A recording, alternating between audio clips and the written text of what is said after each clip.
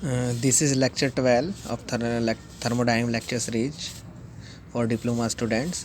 In this lecture, we study about perpetual motion machine first kind and perpetual motion machine second kind. देखो परपेंचुअल motion machine first kind क्या होती है। यदि हम किसी सिस्टम को या मशीन को या किसी इंजन को हीट जीरो दें, कोई ना एनर्जी कुछ ना दें, और वो हमें वर्क कुछ ना कुछ note W not equal to zero का मतलब क्या है, वर्क कुछ ना कुछ हमें दे, जीरो नहीं है मतलब वर्क कुछ ना कुछ है, तो ऐसा डिवाइस बनाना क्या है, इम्पॉसिबल है। और यदि कोई ऐसा डिवाइस बन जाए, हम किसी किसी इंजन या मशीन को हीट जीरो दें, कुछ भी ना दे एनर्जी, और हमें आउटपुट ज़रूर दे, यानी वर्क ज़रूर दे, वो कुछ ना कुछ वर्क दे, नॉट इक्वल टू जीरो का मतलब यही तो हुआ। तो ऐसा डिवाइस बनाना तो इम्पॉसिबल है, हो ही नहीं सकता है। पर ऐसा कभी कोई डिवाइस बन जाए तो उसको क्या कहेंगे, perpetual motion machine of first kind. अब कोई मशीन, कोई इंजन, यदि हम उसको वर्क जीरो दे रहे हैं, कुछ वर्क नहीं दे रहे हैं, और हमें कुछ ना कुछ वो हीट ज़रूर दे रहा है, एनर्जी ज़रूर दे रहा है, तो फिर ऐसा डिवाइस बनाना इम्पॉसिबल है। यदि ऐसा कोई बन जाए तो उसको फिर क्या कहेंगे, perpetual motion machine of first kind. बस एक दूसरे के अपोजिट हैं और कुछ नहीं है, ठीक है। यदि हम किसी को इनपुट एनर्जी जीरो देंगे और हमें वो आउटपुट देगा, तो ऐसा डिवाइस बनाना इम्पॉसिबल है। पर यदि ऐसा बन जाए तो उसको हम क्या कहेंगे, perpetual motion machine PMM of first kind. PMM on second kind ये क्या है, कोई हीट इंजन है, वो सोर्स से कोई हीट ले रहा है Q1, और उसे क्या करना है, टोटल हीट को टोटल वर्क में कन्वर्ट कर रहा है,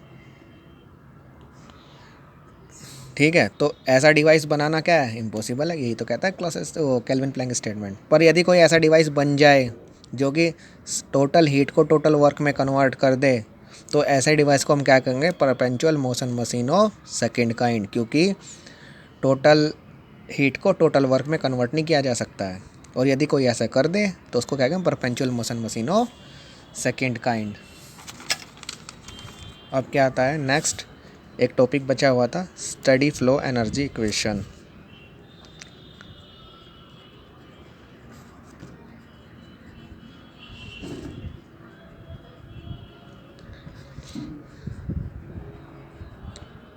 या first law for flow process. जब प्रोसेस क्या होंगी, फ्लो, हमारा सिस्टम में फ्लो हो रहा होगा, मतलब क्या होगा, सिस्टम ओपन सिस्टम होगा, तो उस समय फर्स्ट लॉ क्या होगा, उसको बोलते हैं steady flow energy equation. Steady flow मतलब मास कांस्टेंट रहे, यानी डीएम अपॉन या टाइम के साथ क्या करें, मास वेरी ना करे जीरो, तो उसको क्या बोलते हैं, स्टडी फ्लो। और ये एनर्जी इक्वेशन है, इसका मतलब पूरा नाम उसका क्या होगा, स्टडी फ्लो एनर्जी इक्वेशन। अब हम क्या मान लेते हैं, एक सिस्टम मानते हैं,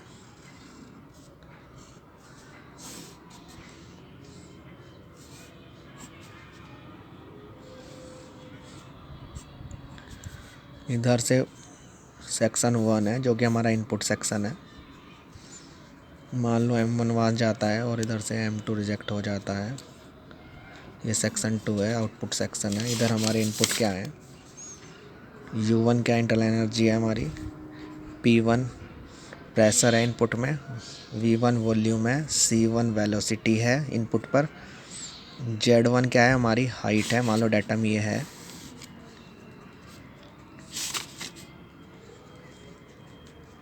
इसको बोलते हैं डेटम, इससे इसकी हाइट कितनी है Z1, और यहाँ से इसकी हाइट कितनी है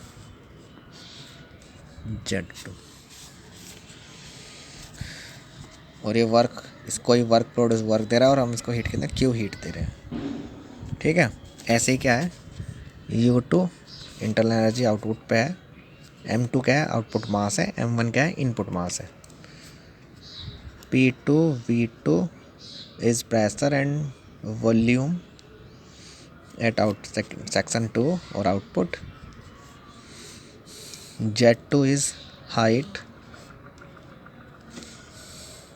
and C2 is output velocity or at velocity at section 2। अब सिंपल क्या है ये, कि total energy at the input is equal to total energy at the output.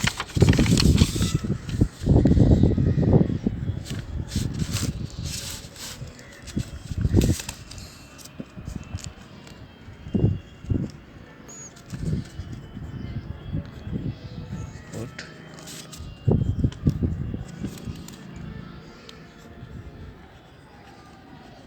Output.